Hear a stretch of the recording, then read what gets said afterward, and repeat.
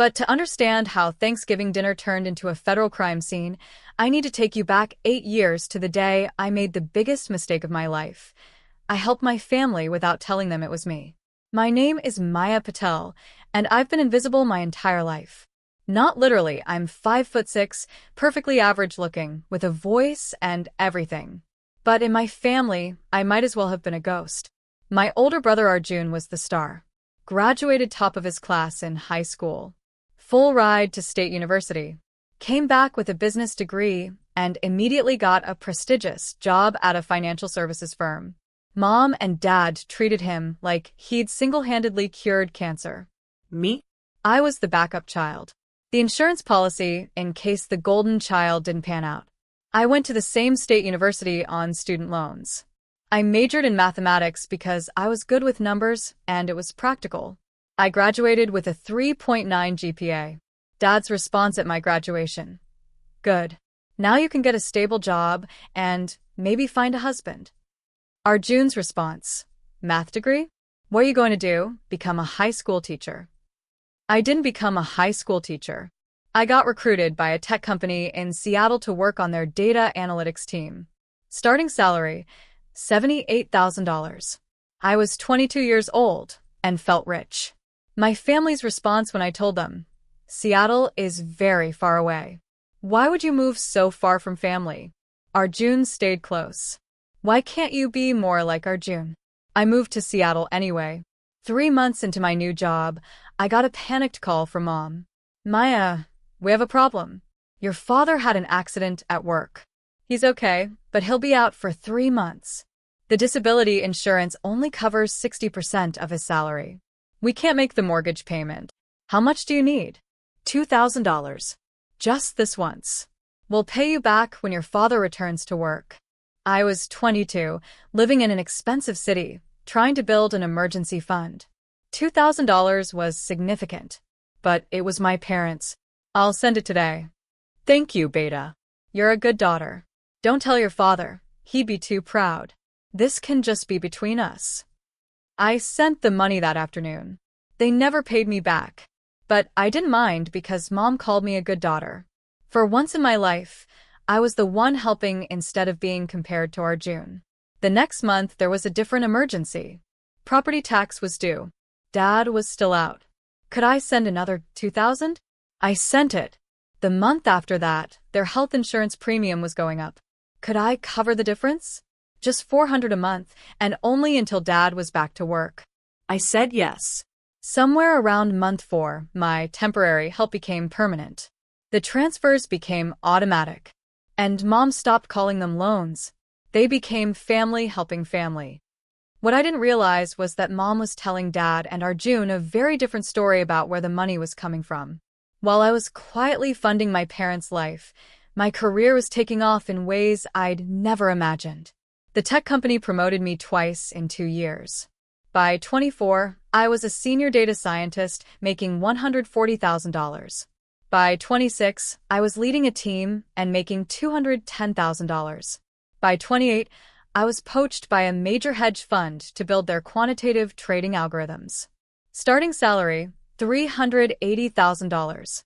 Performance bonuses, $200,000 to $600,000 annually, depending on algorithm performance. My algorithms performed very, very well. By 30, my total compensation was hovering around $850,000 annually. I'd built a net worth of $2.3 million. I owned a condo in Seattle with a view of Puget Sound. I drove a sensible but nice car. I traveled to conferences in London, Singapore, Tokyo. My family knew none of this. Why? Because they never asked. Not once in 8 years did anyone say, "Maya, how's work going? What do you actually do? Are you happy?" When forced to acknowledge my existence at family gatherings, Mom would say, "Maya does something with numbers in Seattle. Very complicated. We don't really understand it." Arjun would add, "She's a data analyst or something. Good stable job for a single woman." I learned to stay quiet. To send the money. To listen to stories about how Arjun was really supporting the family with his contributions. What contributions, you ask? Great question. Here's what I learned later about Arjun's prestigious financial services job. He was a junior financial advisor at a mass-market firm. He cold called people to sell them whole life insurance policies and high-fee mutual funds. His take-home pay was about $52,000 a year. He lived in a one-bedroom apartment and drove a leased BMW he couldn't afford. But every few months, he'd give mom and dad $500 or $1,000 with great fanfare. Usually at family dinners where everyone could witness his generosity. "This is for you and Dad," he'd say, handing over cash. "Business has been good. I want to give back to the family that supported me." Mom would cry with gratitude. Dad would beam with pride. This is what family is about. This is the values we taught you. Meanwhile, I was sending automatic transfers of $4,800 every single month, and no one knew because Mom had told Dad the money came from a special assistance program she qualified for when he was injured. Dad believed her because he wanted to believe her. Because accepting help from a program was less humiliating than accepting help from his daughter, the one who moved away and disappointed him by not getting married. So I kept sending money. And Mom kept telling me not to mention it to Dad, because he's too proud. And Arjun kept getting credit for his $500 every 4 months, while I sent $57,600 every single year. 8 years. 60 automatic transfers. $890,000 total. Mortgage payments. Property taxes. Health insurance. Car repairs. Medical bills. Home repairs. Emergency expenses. Everything. I kept perfect records because I'm a quantitative analyst. Data is what I do. Every transfer, every text message requesting money, every excuse for why it was needed. I wasn't keeping records to use against them. I was keeping them because documentation brings me comfort. Because numbers don't lie even when people do. But then something happened that changed everything. I was applying for a mortgage expansion. I wanted to buy the condo next to mine and combine them into a larger space. I was pre-approved. My credit score was 812. It should have been automatic. Instead, I got a call from the mortgage lender. "Ms. Patel, we've encountered some issues with your credit report." "That's impossible." I check my credit quarterly. It's perfect. I'm seeing significant outstanding debt. Multiple credit cards. Personal loans. Total debt of approximately $340,000. My hands went cold. I don't have any debt. I pay cash for everything except my current mortgage. These accounts show recent activity. Let me read you the account numbers. None of them were mine. It took 2 weeks to unravel. 5 credit cards I'd never opened. 3 personal loans I'd never taken. 2 car loans for cars I didn't own. All of them opened using my social security number, my mother's maiden name, my date of birth, information my family had. The fraud investigator was thorough.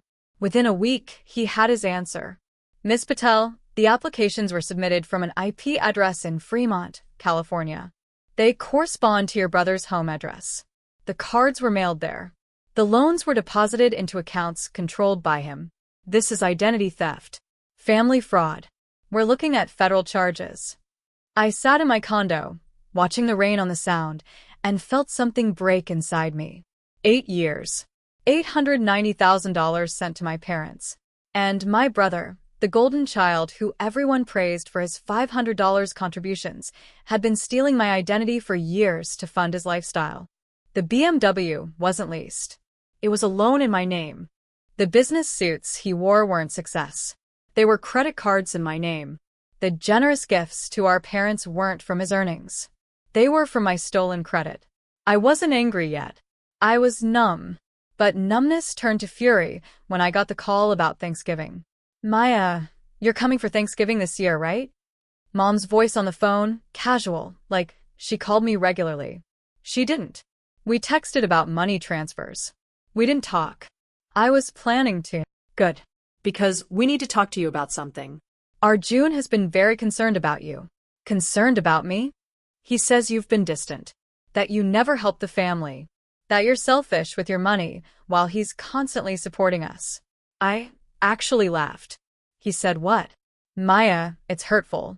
Your father and I have needed so much help over the years, and Arjun has been there for us. You send a birthday card maybe, but you never contribute. You never offer. You just take from this family. I take from this family. Yes. The emotional energy. The worry. Your father and I worry about you. Alone in Seattle, unmarried. Focused only on your career. That's a burden, Maya. Arjun at least gives back. I close my eyes. Breathed. Open them. I'll be there for Thanksgiving, I said calmly. Try to be gracious, Beta. Arjun is bringing his new girlfriend. We want to make a good impression. Don't embarrass us with your bitterness. She hung up. I sat there for a long time. Then I called my bank. This is Maya Patel. I need to speak to the branch president. I have a significant request. His name was Robertson, and he was the president of the Seattle branch, where I'd banked for 8 years. My accounts held $2.3 million. I was what they called a premier client. When I explained what I needed, he was quiet for a long time. Miss Patel, what you're describing, confronting your family with documented evidence of both your support and your brother's crimes, this could destroy family relationships permanently. I know. And you want me to be there? To present the evidence. You're the one who's seen every transfer for 8 years. You're the one who helped me compile the fraud documentation. I need someone objective. Someone they can't dismiss. They could file complaints. Claim I'm violating privacy. You have my written authorization to share all information about my accounts. I've already signed the forms. He sighed. When is this Thanksgiving dinner? Next Thursday, 4 o'clock. Fremont, California. I'll pay for your flight and hotel. I'll pay for your time. Name your price. I don't want your money, Miss Patel.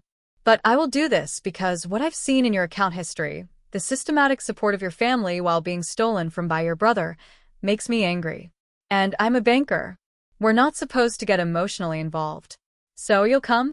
I'll come. But I'm bringing the fraud documentation from our investigators. If we're doing this, we're doing it completely. Thank you, Robert.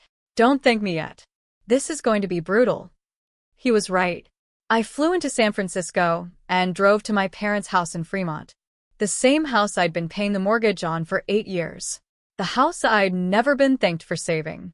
Robert Chin arrived separately, driving a rental car, at 4:30 p.m. as planned. He'd enter as a lost traveler needing directions, a cover that would get him inside. I arrived exactly at 4 p.m. Mom answered the door. Maya, you're here. And you actually dress nicely. I was wearing a simple black dress. Professional. Not the unmarried career woman clothes she usually criticized. Inside, the house was full. Mom, Dad, Arjun, his new girlfriend Priya, some aunties and uncles I barely knew, and a few family friends. The dining table was set for 14. Turkey in the center. All the trimmings. It looked like a magazine spread. Arjun swept over. All confidence and charm. Little sister, good to see you. He hugged me. I felt sick. Arjun. Priya, this is my little sister Maya. She works with computers or something in Seattle. Very dedicated to her career. Priya smiled politely. It's nice to meet you. We sat down to dinner. Dad said grace, thanking God for family and blessings. Thanking God for a son who takes care of his parents. We started eating. The conversation flowed around me. I cut my turkey into smaller and smaller pieces and said nothing. Then Arjun stood up to make a toast. I want to say something, Arjun began, wine glass raised. About family, about sacrifice, about what it means to give back to the people who raised you. Everyone settled in to listen. Mom and Dad have been through a lot. Dad's injury 8 years ago. The medical bills. The financial stress. And through it all, I've tried to be there for them. To support them. To give back even a fraction of what they gave me. Nods around the table. Good son, someone murmured. But it bothers me that the burden falls on one person. That I'm the one constantly supporting them while my sister. He looked at me. While Maya focuses on her career in Seattle. Never visits. Never offers to help. Never contributes to the family. I set down my fork carefully. And I know she's busy. She has her job. But family should come first. Don't you think, Maya? Everyone was looking at me now. Mom jumped in. Arjun's right, Maya. He's been so generous. Always helping. Always thinking of us. While you send a birthday card maybe. You call once a month if we're lucky. You never offer to help with anything. Never offer to help, I repeated quietly. No, Mom said firmly. You don't. You just take. You take our emotional energy. You take our worry. You never give back. You're selfish, Maya. I'm sorry to say it in front of everyone, but it's true. Dad nodded. Your mother's right. Arjun is the one who supports us. You could learn from your brother's generosity. The words hung in the air. Selfish. Never helps. Just takes. I looked around the table. Arjun was watching me with a small, satisfied smile. Mom looked righteously angry. Dad looked disappointed as always. And that's when I heard it. The doorbell. Excuse me, I said, standing up. That must be Robert. Who? Mom frowned. I opened the door. Robert Chin stood there in a suit, carrying 2 briefcases. Good evening, he said in his professional banker voice. I apologize for the interruption. My name is Robert Chin. I'm the branch president at Pacific Northwest Bank in Seattle. Ms. Patel asked me to join you this evening to discuss some financial matters. The room went completely silent. Robert walked to the table and set down his briefcases with a solid thunk. What is this? Dad demanded. This, Robert said calmly, is 8 years of banking documentation regarding Ms. Maya Patel's account activity. Specifically, her financial relationship with this family. He opened the first briefcase and pulled out a bound document. Placed it in the center of the table. This is a complete record of every transfer Ms. Patel has made from her accounts to accounts belonging to Richard and Susan Patel over the past 8 years. I watched Mom's face go pale. Robert opened the document to the first page. A spreadsheet. 96 rows of data. Let me summarize. From November 2015 to present, 96 months, Ms. Patel has made automatic monthly transfers averaging $4,800 to your accounts. Additionally, she's made numerous one-time emergency transfers for medical bills, car repairs, and home maintenance. He pulled out a breakdown sheet. Mortgage payments, $342,400. Ms. Patel has paid your entire mortgage for 8 years. Dad's mouth fell open. Property taxes, $88,000. Health insurance premiums, $67,200. Car repairs and emergency expenses, $124,600. Medical bills, $98,400. Home repairs and maintenance, $169,400.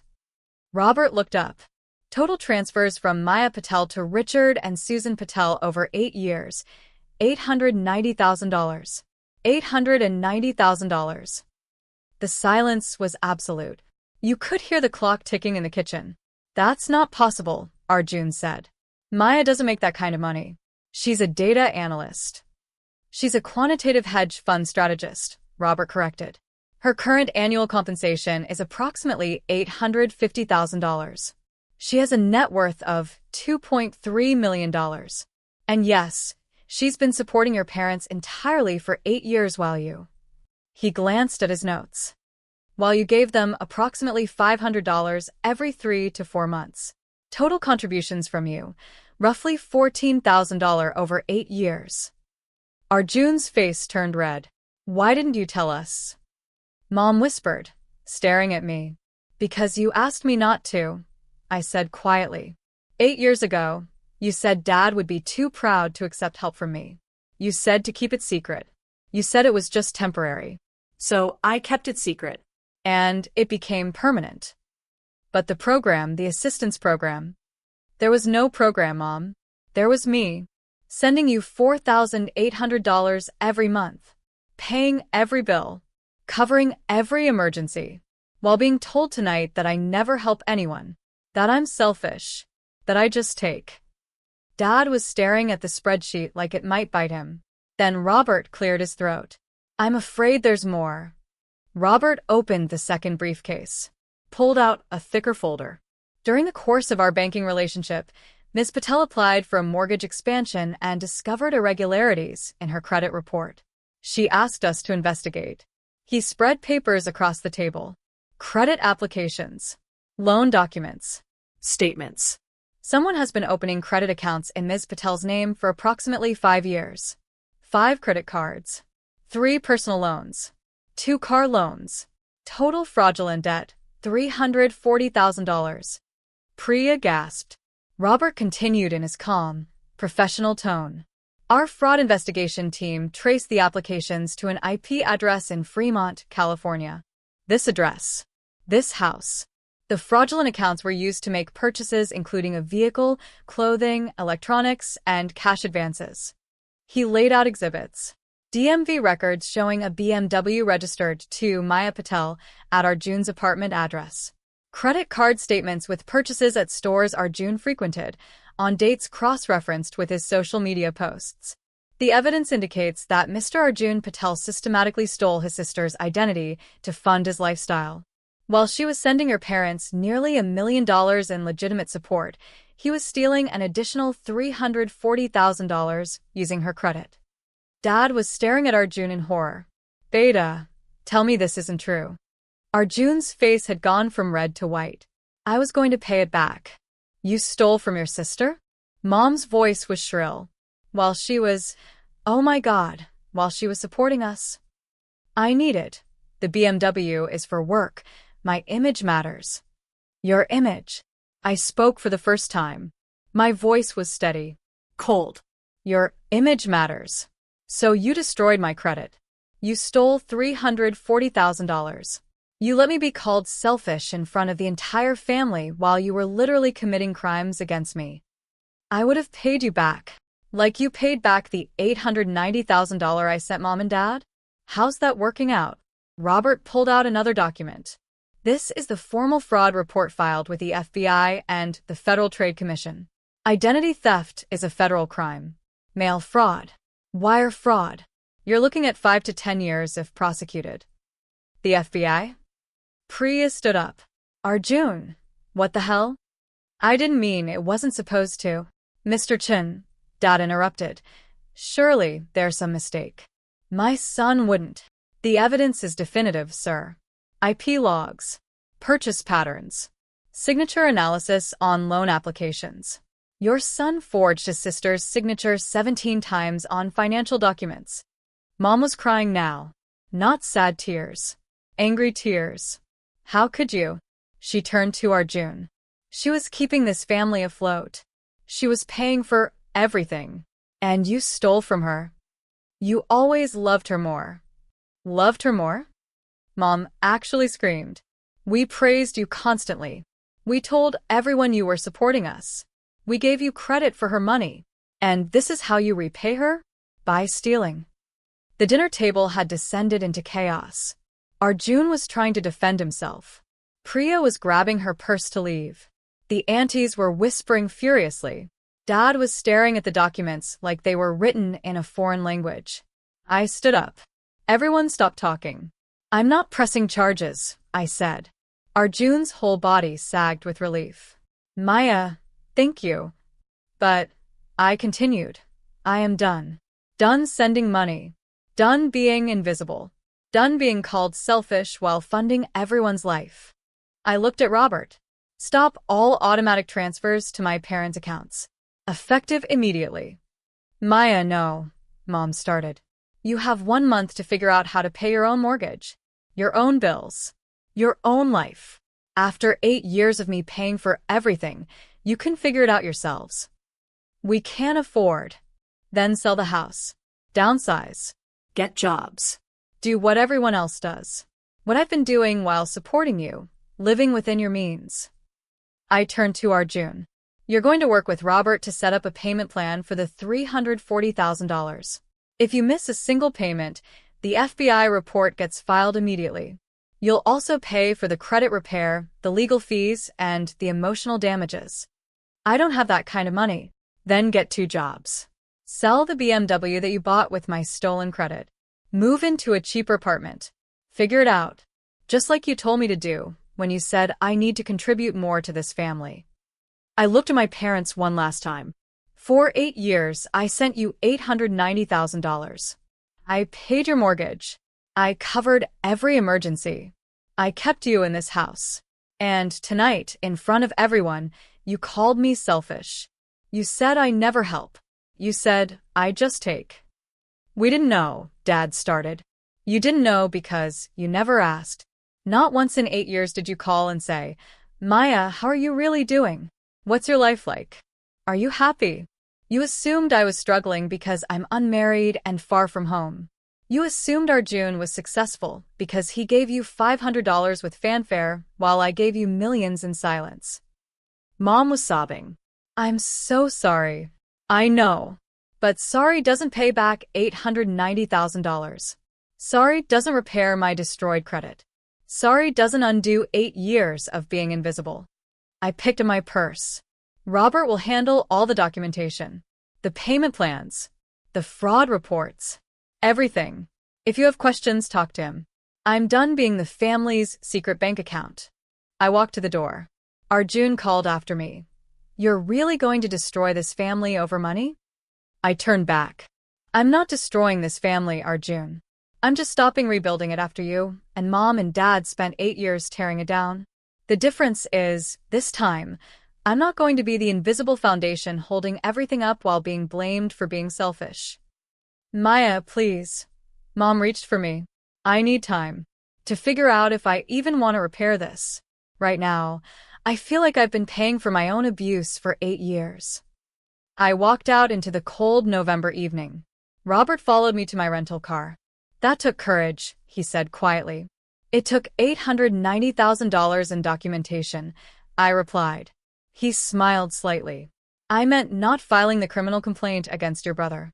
He's still my brother, despite everything. Family's complicated. Family's expensive, I corrected. Robert handed me a business card. If you change your mind about the FBI report, I won't. But thank you for everything. I drove away from that house, the house I'd paid for, and didn't look back. The first 2 weeks were silent. No calls. No texts. Nothing. Week 3, I got an email from Dad. Subject: We failed you. It was long. It was detailed. It acknowledged every assumption, every dismissal, every time they'd praised Arjun while ignoring me. He ended with, I don't know if you can forgive us, but I hope you'll let us try to do better. We're selling the house. Starting over. Learning to live on our actual income. It's humiliating, but it's honest. I didn't respond immediately.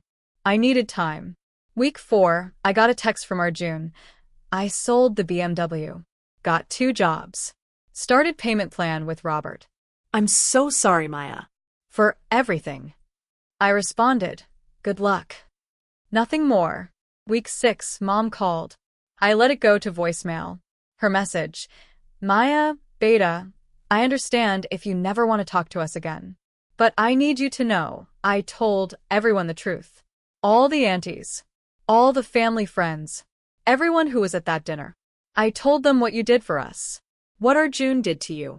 I told them we were wrong. I'm sorry it took losing everything to finally see you. I saved the voicemail, but didn't call back. It's been 6 months since that Thanksgiving. Here's where everything stands. My parents sold the house. They moved into a small rental. Dad got a part-time job. Mom went back to work as a bookkeeper. They're living on about $4,200 a month and struggling, but managing. Arjun is working 2 jobs and making his fraud payments. Priya left him. He moved into a studio apartment. He texts me once a week with payment confirmations, always adding, I'm sorry at the end. I haven't responded to any of them. But last week I got a letter. Mom's handwriting. Inside was a check for $500 and a note. Maya, this is the first payment toward the $890,000. Your father and I calculated that at $500 per month, it will take us 148 years to repay you. We'll be long dead. But we wanted to start anyway. Not because we think money will fix this, but because you deserve to be acknowledged, to be seen, to be thanked. Thank you for 8 years of silent support. Thank you for not destroying our June's life, even though he deserved it. Thank you for being a better daughter than we deserved. We love you. We're sorry. And we understand if that's not enough. Love, Mom and Dad. I deposited the check. Started a spreadsheet to track their payments. Because I'm a quantitative analyst, data is what I do. But I also did something else. I called Mom. I got your letter, I said when she answered. She was crying immediately. Maya, I'm not ready to forgive everything. I'm not ready to come back for holidays. I'm not ready to be the daughter you want. I understand, but I appreciate you telling everyone the truth. I appreciate you acknowledging what I did. I appreciate you trying. That's more than we deserve. Probably, I agreed. But it's a start. We talked for 10 minutes. It was awkward, but it was honest. When we hung up, I felt something I hadn't felt in 8 years. Hope. Maybe someday we'll be a real family again. Maybe someday I'll sit at their table without being invisible. Maybe someday our June will actually become the person they always believed he was. But for now, I'm content being Maya. Just Maya. The woman who learned that helping people who can't see you is just another form of being invisible. And I'm done being invisible. Here's what I've learned. The people who accuse you of never helping are often the ones you've been carrying. For 8 years, I was told I was selfish, that I never contributed, that I just took from the family, while I was paying their mortgage, while I was covering their bills, while I was being stolen from. The truth is, I wasn't the selfish one. I was the foundation they built their lives on while pretending I didn't exist. My mother yelled, "You never help anyone in this family," at Thanksgiving dinner, in front of 14 people, while sitting in a house I'd paid for, eating food I'd funded, surrounded by relatives who'd gotten there in cars I'd helped maintain. The irony would be funny if it didn't hurt so much. But here's what I know now. Visibility isn't about money. It's about respect. And I'd rather be alone and respected than invisible and exploited. I don't know if my family and I will ever be truly close. I don't know if our June will ever fully understand what he did. I don't know if my parents will ever really see me instead of the invisible daughter they took for granted. But I know this. I helped plenty. More than plenty. And I'm finally done helping people who couldn't see me while I was holding them up.